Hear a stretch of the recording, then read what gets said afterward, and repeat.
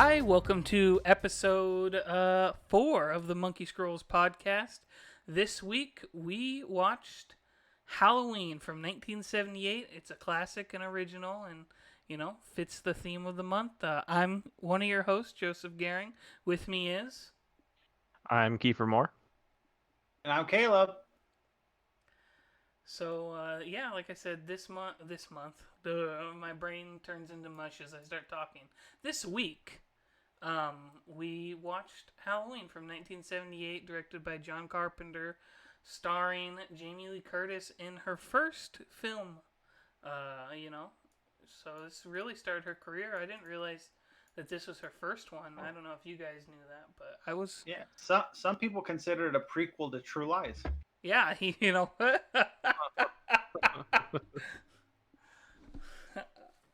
must have a different. It's like in universe. Yeah, it's same universe. She gets haunted by this scary nightmare man, and then also marries Arnold Schwarzenegger. So, what are you gonna do? So, I who picked this one? This was Kiefer's pick. Kiefer. Yeah. This is my pick just because I enjoyed watching it in the past, but I didn't have it fresh in my memory, and it's also October. So I wanted to watch this because we deserve to watch a good movie every once in a while. We didn't get it 2 weeks in a row. We definitely did not get good movies the last two. But I also wanted to talk about it because John Carpenter also does a lot of other crazy stuff that I'm a fan of, and it's Halloween, so why not? What did you guys think of it? Well, we're gonna get right into that. Halloween. I mean, it's straight up. There's a reason why it's a classic, and it basically started the whole genre of slasher movies. It's fun. It's a little dated now, but it's a great time to watch it, and it's a perfect little popcorn flick, I think. I personally was surprised by how well it holds up. There were actually shots that were creepy, and I think Michael's character was actually not just like boring follow you around guy. Like, I thought Michael was really well done, and even in other Halloween films or other slashers, I've had trouble finding anyone I think's actually as cool as Michael. Like, he's like legit sneaky, bro. Yeah, I like that about it because there's nothing supernatural about it. He just isn't there the next time you go look for him. Yeah, and then there's like, I just think it's well done. I was surprised by how well it holds up. Yeah, it holds up. It holds up really, really well. For being a 42-year-old movie. Yeah. It's not perfect. There's some dated stuff in it, but like you said, there's a lot of really good shots. The camera works well done. The whole idea of it, of this, Michael Myers is an unstoppable evil force. He only wants to kill, and there's not really a reason behind it that they directly give.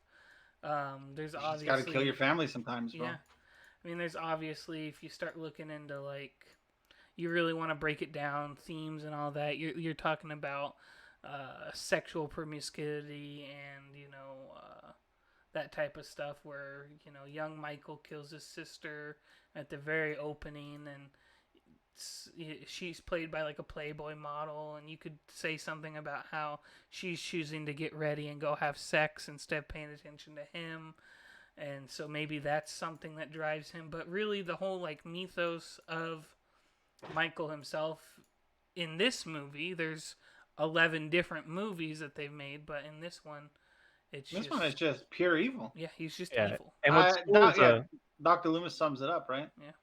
Yeah, pure evil. And Amazon has a cool thing where if you pause it, it throws trivia up for you, which is where I watched it. I didn't know that. I would have done that. You should go back and check it out. It's really cool because, at least on a web browser, I don't know if it does it through any of the streaming devices, but I guess the producer and John Carpenter both addressed that. I mean, people like to theorize like what is Michael, like what's motivating him, and promiscuity and all that is brought up pretty often because he kills teens in the middle of the act. And I guess John Carpenter and the producer, I forget her name, Deborah Hill. say thank you. They say that it's not brought on by them doing that, and Michael's doing it because he's eternally a virgin. It's because teens in the act are uh, not paying attention to their surroundings. Yeah, So a teen fucking they're is gonna get probably killed by easy to people. kill. Exactly. Yeah. That's what they said that they were aiming for, is that they're not paying attention to anything else. So Michael gets to sneak in and kill people. Yeah, But dude, he's anyways, evil. he is pure evil, so Dr. Loomis says. And from 6 years old, because that's how it starts. He's killing his sister. You literally get first person perspective as he stabs his sister, and you know. Yeah, and he doesn't really switch it up. It doesn't get like other slasher films that have come later on get super gory. This one is not. I don't think there's even blood. I'm trying to think. I don't No, remember seeing blood. there's a bit of blood, but it's not Is there? it's not grotesque. It's not in a way where you're like you blew half your budget on blood. It's just like, okay, when you stab someone multiple times, they are gonna bleed. You know, it was enough where it wasn't like so in your face. Because I mean, I've Yeah, it wasn't personally in your never face at stabbed all. someone, but I assume they don't explode with blood like our blood pressure is at 900 psi or anything. Yeah, I'm just remembering the part where he stabs the guy onto the wall and like Okay. suspends him in the air. And I was just like, yeah, there's no blood there, but that's not what they're going for. They're going for a scary killers on the loose, not a disgusting gore fest. Yeah. Which might be why I still like it so much. It's not over the top in really any way. Another thing too, I really enjoyed, because it is a horror movie, but most modern horror movies, maybe not most, but the popular ones seem to like to do the jump scares, the loud where the fucking ghost pops out and they play the musical strike and everything. And this is like, it's just everything is so methodical and slow, and it's just the movie itself almost embodies what Michael is, because he's methodical and slow. Everything he does may not really have a purpose that anyone understands, but there's definitely like his own what he's doing, Right. Um, did you have any scenes that stuck out to you I had a that you couple that enjoyed? I really liked, where when they first pull up to the hospital, and it's dark and night, and they're bullshitting about, like, why are we even taking the guy? If he's evil, we should just leave him locked up. And Loomis is like, I would like to, but our job is to take this guy. We have to do what's right, which is nice about, I like Loomis as kind of the eternal good to Jason, Jesus Christ, to Michael's. I got my slashers mixed up. To Michael's pure evil. They're coming in and they first hit the gate wherein it's all the like the escapees, and then she's just like I didn't know they let him wander around at night. I was just like, I'll be wandering around out there. and it's like, oh, they don't. But I really like that the lights kind of hit up and it hits all these people in the white, the white fucking crazy people, moo-moos standing in the dark, and it's raining, and very like a very very like moody moment. Yeah, that's a great scene. I particularly liked when he sits up in the background when he's out of focus Oh, that after. one's so good, and that's like a, oh no, run, Lori. Uh-huh. I got super involved in the movie at that point. It sat up, it's like, oh no. Because right before that, um, she stabs him with the, what's she fucking, like, wasn't it like a letter opener or something? I don't know what that was, or she stabbed him in the throat with something. a coat A hanger. coat hanger, yeah, and Yeah. she's just like, oh, he's definitely dead, and she's, finally feeling a little relaxed now that he's not there, and just sits up and be like, oh no. Um, I also liked where Jamie Lee Curtis has like a House of Horror moments where she stumbles upon all the people he has killed. That was a Uh, very that was she pretty opens fun. like the closet and the dude is swinging back and forth, and Yeah, you could tell that actor is having a bad time because like the veins in his forehead are popping because he's upside down. He's upside down and swinging, and I could just imagine being that actor, being asked to sit there for who knows how long. There's a girl in a cupboard all crumpled up that's been killed, and she's just finding all these dead bodies after she finds out she's next on the list, basically. I really like that part. Um, I I love like when the she. reoccurring. Oh, go ahead. I was gonna say I like when she first walks in and she sees her friend on the bed like dead, and there's the tombstone that totally is just like Michael just lifted that out of the ground apparently.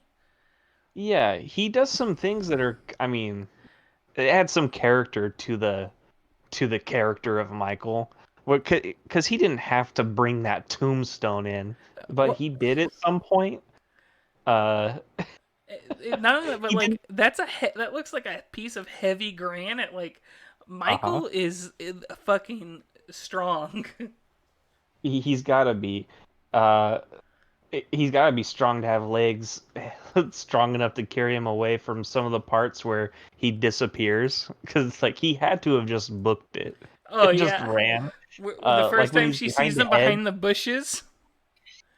And she's like, "There he is. There, I saw someone just now." And her friend goes and looks, and he's not there. So you know, Michael just like went back behind the bush and just fucking booked it away. He was You out. don't see it, but it's like I don't know. I mean, 20 yards of hedges, like, and he's behind it, halfway out, looking at him so that they see him.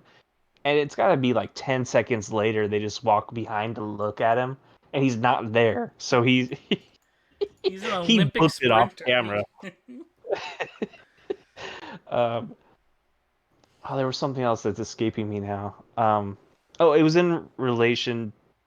It was in regards to Michael's character, where he's not just like a brain dead maniacal stabber guy who's walking around stabbing people who's out in the open.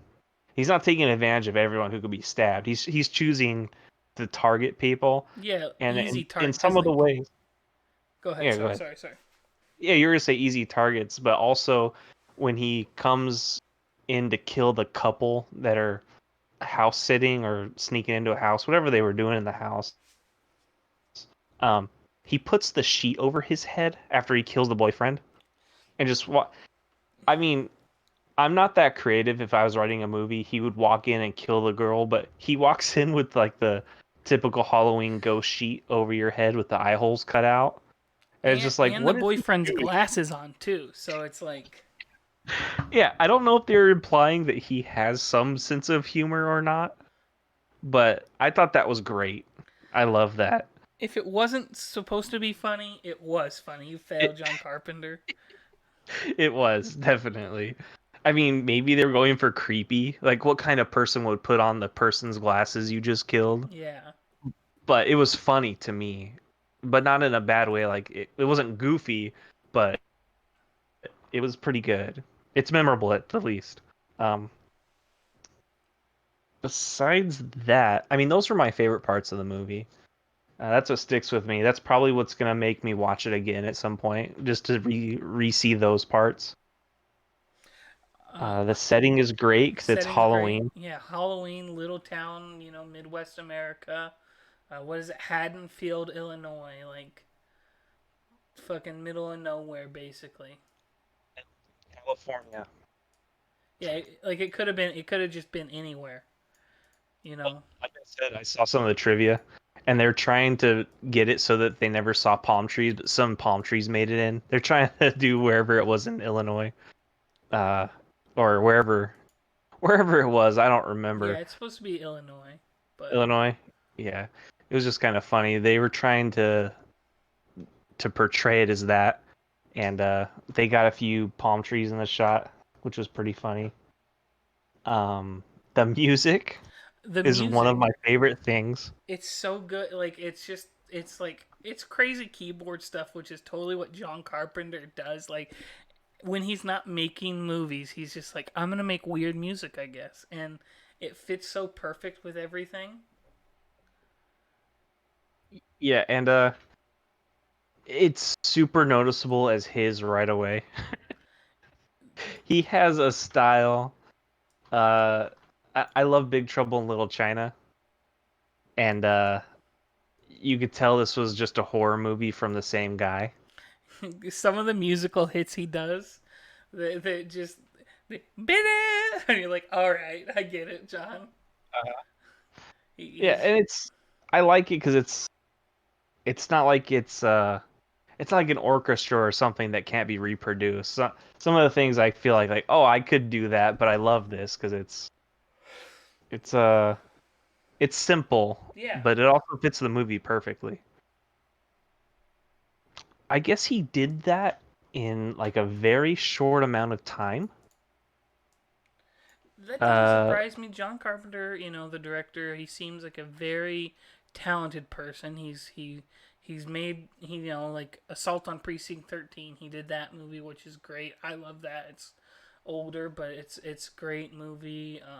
It took him 10 days to write this movie, which is fucking insane.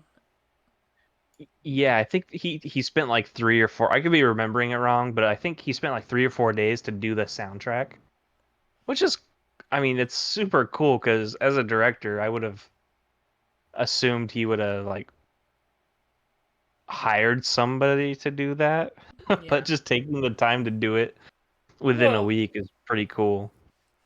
this movie is very horror movies are notorious for being cheap and making money, and this is definitely not an exception in any way.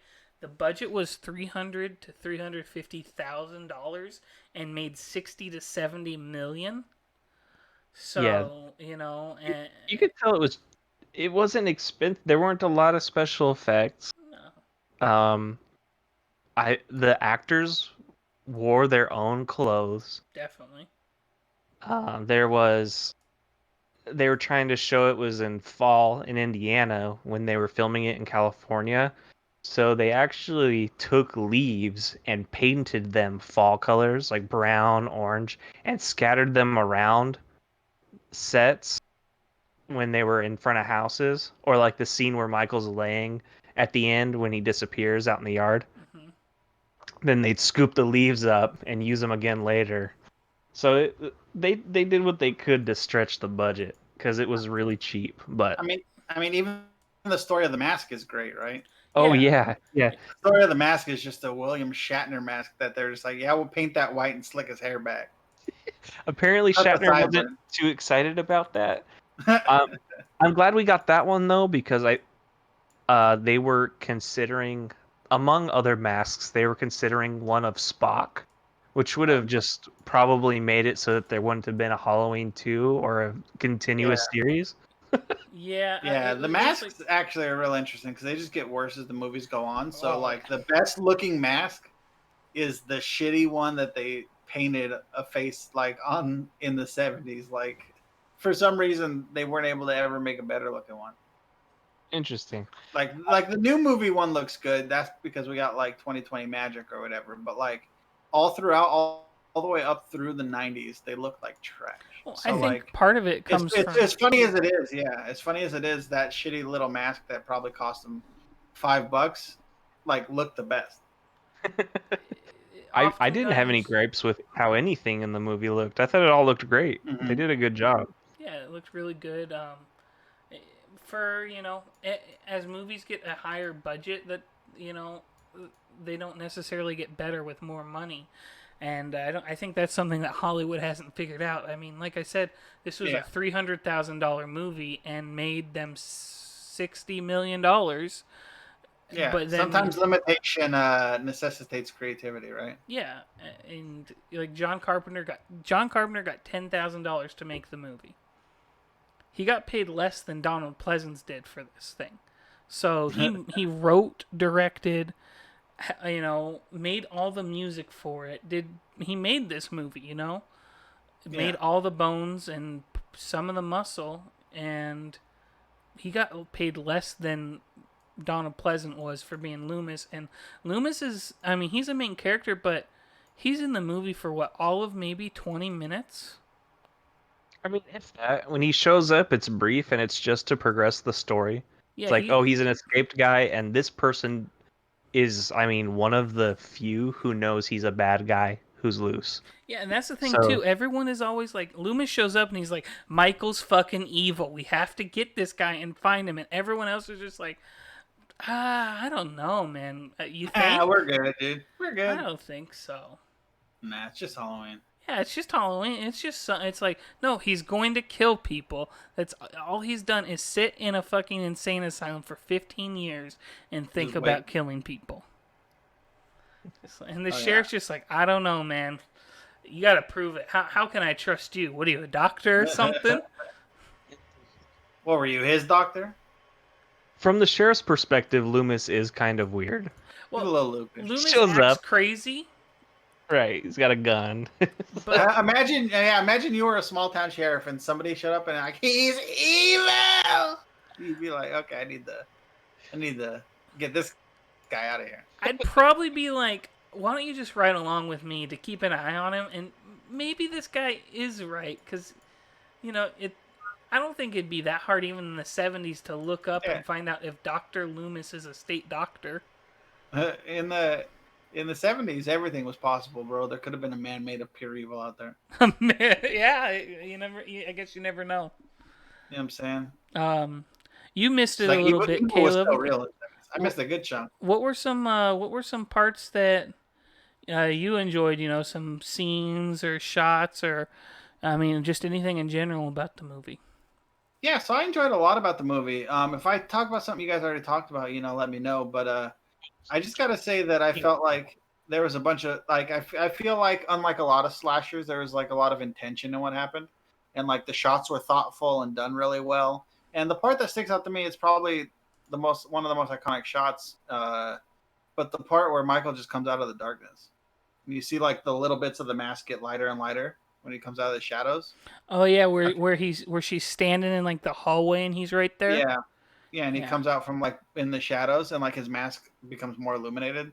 That shot was brilliant. Like it just looked great. It was actually still creepy, despite being 40 years old. And I was like, it's perfect because that's what we had talked about earlier. Is Michael's sleuthy, he's sneaky, he's not an idiot. He's not some guy blindly walking around stabbing people. I mean, that's for the other 10 movies in the franchise, but in this one he shows some intelligence, sneaking around, hiding. One sec. Yeah. I just want to see if we're thinking about the same part. Are you talking about earlier in the film or when she falls over the stairs and he's halfway in the darkness on the stairway? No. Earlier in the film where he's completely black and he just steps forward. But the second scene you mentioned is also very good. There's a lot of iconic scenes in this. Yeah. Him standing on like the bush and then like she's like, "Do I see somebody?" And then he's behind the bush. Yeah, we kind of joked about that earlier. We were talking about how it's a meme now, but like Michael has to be like an Olympic sprinter because there's so many moments where it's like he's there and they look away for 2 seconds and he's gone. It's like, you telling me this guy ran down 20 yards of bushes in 2 seconds? What's going on? He just actually on the subject of that, there's a movie that plays up a lot of the slasher tropes. I watched a long time ago called Behind the Mask, the story of Leslie Vernon, maybe. Fuck, I don't remember what the next part was, but it's like this guy who found like this like ancient voodoo mask in a river. No, his name was Stanley Lipkus. Shut up. It's like it's like these teenagers that are following around this guy who's like I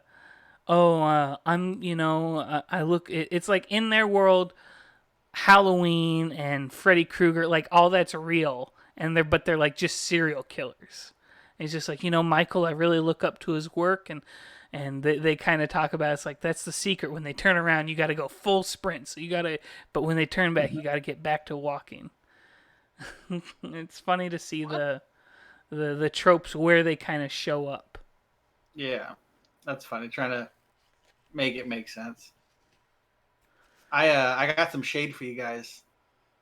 off podcast on that note. But on that note, what was I going to say? Oh, have you played a? This is kind of off topic, but they explained that in the Friday the 13th game. If you're Jason, you can just like teleport. I think that's wild. They had to do something for it. Yeah. Let's see. What else is there? This movie. I mean, Did you talk about how fantastic the score is? yes, we talked about the score because John Carpenter, like we were talking earlier, John Carpenter is a genius. And yeah, it's actually brilliant. Like creative genius. He's made so many good movies, made a whole bunch of good music, and it's amazing that they can fit so much talent into one crazy person like that. Yeah. Isn't he the keyboardist for Oingo Boingo? No. That's that's Keith Richards. Okay, that makes sense. But yeah, I thought the movie was fantastic. I really enjoyed watching it. I was surprised by how well it held up. I was surprised by actually getting spooked and how much I liked Michael because I had seen it when I was younger, and when I was in high school, I went through the phase where I was like, let's watch every slasher, every movie. Watched all the Friday the 13th, Halloweens, and it's nice to see like this from a different lens of being older and like watching more movies and seeing that it's actually a pretty good movie. And it's not just like guy stabs titties. It has that, obviously. You got to have that in a slasher, but like it's actually well done, and you can see how it would start a vortex for people being like, let's put a guy in a mask and have him follow people. Yeah, I liked it when I was younger, but with so many years of bad movies that I've been exposed to, I can appreciate this one even more. Yeah. Still Because good. going back, I don't think I enjoyed it as much as I do now. Yeah. Yeah, it's definitely it's got a place in the old Halloween heart for me. I can watch this every year and not be upset that I'm watching it, unlike the other 47 Halloween movies that exist. I didn't mind the Rob Zombie ones because they have remade these a few times, but this is the classic and a classic, endlessly for a reason. Yeah, we're gonna see about them Rob Zombie ones because this is a little off topic podcast, so I'll be short. But we are me and Linda are watching all of the Halloween movies. We just got through the Loomis timeline, the retcon of H2O and Resurrection. Resurrection's the worst one by far, by the way. And just watched the new one in 2018. And I'm excited to revisit the Rob Zombie ones because those seem to be pretty divisive, and I don't remember that being the case. But I also remember being 15 and thinking House of the Thousand Corpses was good when it's clearly not. We don't need to argue about Rob Zombie movies on this podcast. Yeah. I think before, I'd like to maybe we get into if we recommend this or not. Because I think it's obvious we all liked it, but we might as well say our final words here in a bit. Yeah. I do want to say one of my favorite scenes was at the end after. So he shoots Michael, which is the only time we see Michael's face because Laurie rips it off his head. Mm-hmm. And it's not even the guy who plays Michael Myers throughout the whole movie. It's a different person. But he shoots Michael. Michael falls off the balcony, and he just tells Laurie that, yeah, he is the boogeyman. And it goes back, and he's not there. And I love that it goes through, like, all the places that Michael's been and killed people. And just him breathing that, like, labored heavy breathing in a mask, and it's like it's such a good like little moment where it's creepy, and you're like, Michael's not there and he just got shot 6 times. Where is he? He can be, he can be anywhere. Yeah, he's in the sequel. Yeah. So yeah, I definitely would recommend this movie if you haven't seen it, or even if you have. It's fun to watch. Eat some popcorn, sit back, enjoy a little creepy movie.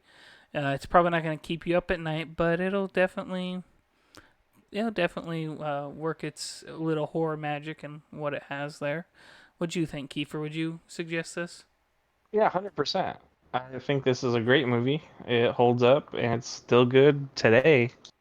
I mean, especially since it's Halloween, if you're listening to it close to when this comes out, you know. Yes, this is Uh, October 2020, so maybe get your right. mind off Corona and watch Michael Myers kill people instead of coughing to death. Yeah, it's nothing too complicated or deep. It's just a Just a guy good, killing people. That's all. It's just a good movie. clean killing movie, you know. Yeah, I think I would also recommend the movie. I think it's great. It's better than I remembered.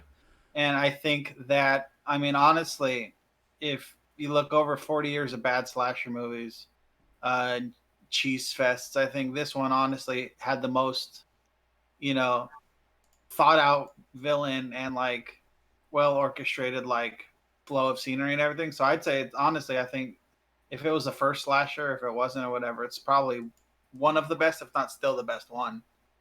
Because I mean, you can't think of any other ones that are actually good. They're just fun to watch. I think this was actually a good film. Yeah, this is a good film. Yeah. The others are like good bad. You know, it's so Yeah, so. so I would bad. say this is definitely still very watchable. I'd probably give it a 9 out of 10 because 10 out of 10 is reserved for Titanic and Mortal Kombat. Yeah, I mean, You know, I'd agree with 9 for different reasons, but I mean, I'd say it's a 9 as well. yeah, I think it's 9 across the board's easy. There's Easy. it's if you're not watching it or haven't watched it or thinking about watching it, watch it. Just put it on TV, put it on your computer. It's easy to find. It's on every single thing now. It's The Shape will find you if you don't watch it. The Shape will find you. Who's picking next? So this week is my week, and I told you guys I already thought of it a long time ago, and I was keeping it secret. It's super unfair. I was so excited. I won it. So Nah, you got it.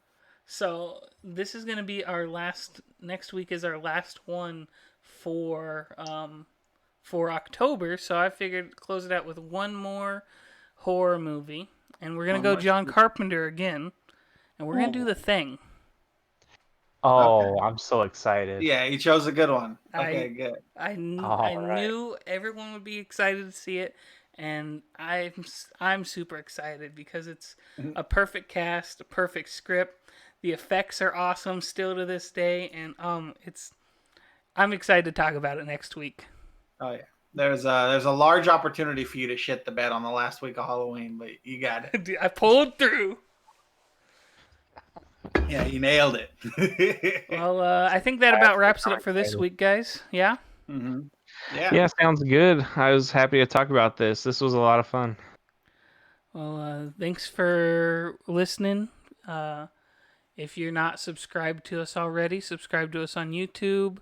Monkeyscrolls. Find our Facebook, Monkeyscrolls. Our Twitter, we're at ScrollMonkey.